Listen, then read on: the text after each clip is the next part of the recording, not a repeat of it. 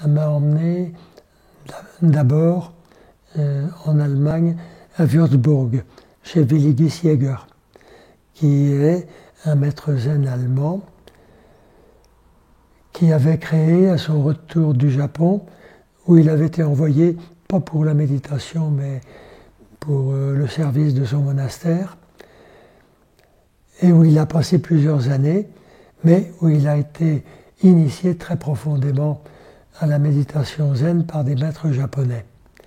Et revenant en Europe, après avoir été reconnu comme Roshi au Japon, il a créé à Würzburg, en Allemagne, une école, un centre spirituel très important, dont la base était la méditation.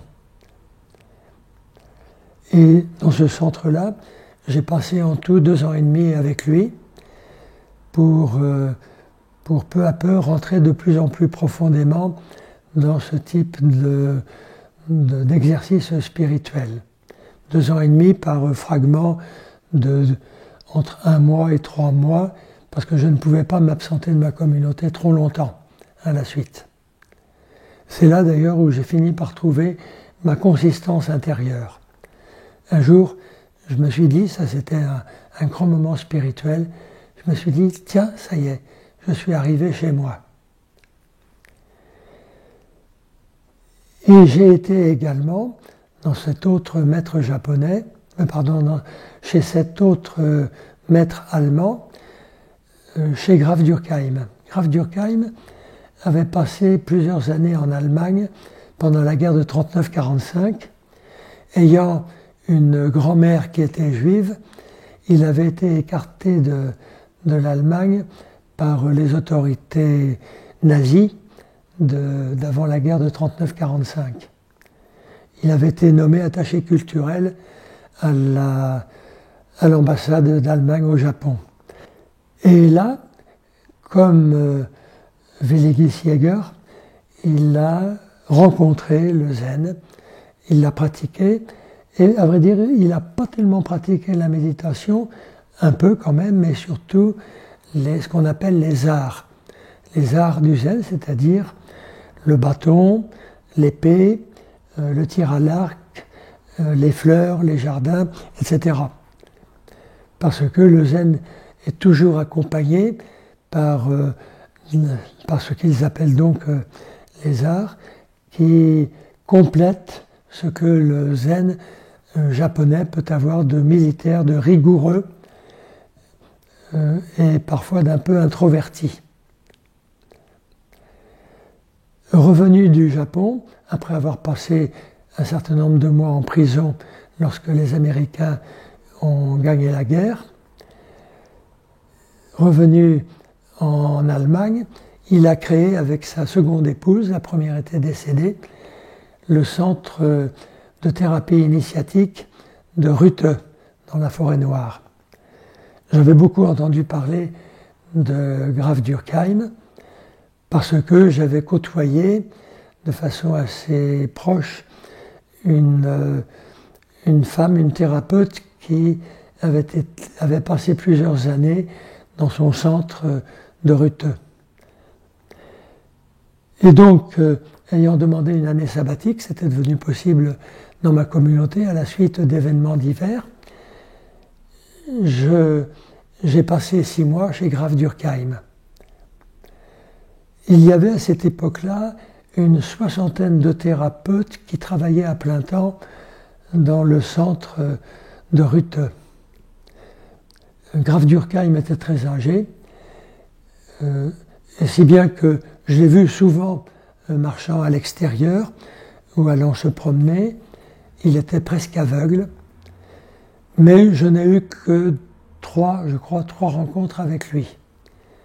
Par contre, j'avais toutes les semaines environ 7 ou 8 rencontres thérapeutiques avec des thérapeutes divers qui fonctionnaient à partir du dessin projectif, à partir de la laïp-thérapie, c'est-à-dire le soin du corps, à partir de la danse sacrée, à partir du travail de l'argile, à partir du travail avec le bâton, etc. Et d'autres choses que je savais, mais que j'ai peu pratiqué. Donc 6 mois très intenses de thérapie initiatique, et tous les matins et tous les soirs, ça c'était une obligation pour les participants qui venaient, ne serait-ce que pour 3 jours. Tous les matins et tous les soirs, il y avait une méditation silencieuse dans le petit lieu de méditation qui se trouvait au centre du village. D'ailleurs, pendant les mois d'hiver, je suis arrivé en septembre et je suis reparti en mars ou en avril, je ne me souviens plus. Donc pendant les mois d'hiver où la neige était très abondante, j'étais chargé de déblayer l'escalier extérieur qui montait au zendo, c'est-à-dire à la salle de méditation, de la neige, de façon à ce qu'on puisse y aller sans tomber. Graf Durkheim n'y assistait pas, mais tous les matins et tous les soirs, là où il habitait, dans une maison au milieu du village, et à côté de celle où j'avais trouvé un tout petit logement, tous les matins, il pratiquait lui aussi la méditation, et il invitait l'un ou l'autre des personnes avec lesquelles il travaillait pour méditer avec lui. Je n'y ai jamais été, mais il paraît que c'était des moments très forts. En tout cas, ce que je ressentais, ce que je vivais, c'était la méditation comme socle de la vie spirituelle et de l'évolution de la vie psychique, de la guérison en particulier de beaucoup de traumatismes, malfaçons ou errances qui touchent les êtres humains aujourd'hui. J'ai vu des gens qui étaient vraiment mal en point, qui venaient là pour se faire soigner par la méditation et par les séances de thérapie initiatique. J'en ai vu quelques-uns qui revenaient au bout de plusieurs années et qui disaient combien pour eux ça avait été le salut. Ils avaient trouvé là quelque chose qui unissait la vie spirituelle, la vie psychique et la vie corporelle, et qui leur permettait de trouver un nouveau chemin, qui leur avait permis de trouver un nouveau chemin apaisé pour leur existence. De temps en temps, 1 fois ou 2 fois dans l'année, mais je ne l'ai pas vu parce que je n'étais pas présent, pas encore, ou je n'étais plus présent à Ruthe à ce moment-là,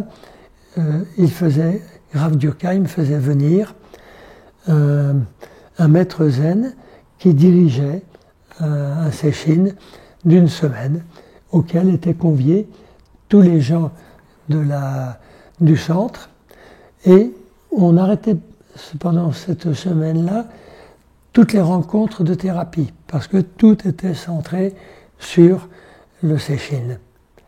Mais Graf Durkheim n'était pas du tout maître zen, il n'a jamais dirigé lui-même un sesshin, par contre c'était dans les profondeurs de lui-même un maître de la reliance entre le psychisme, le spirituel et le corps. Et c'est de cela que j'ai beaucoup hérité.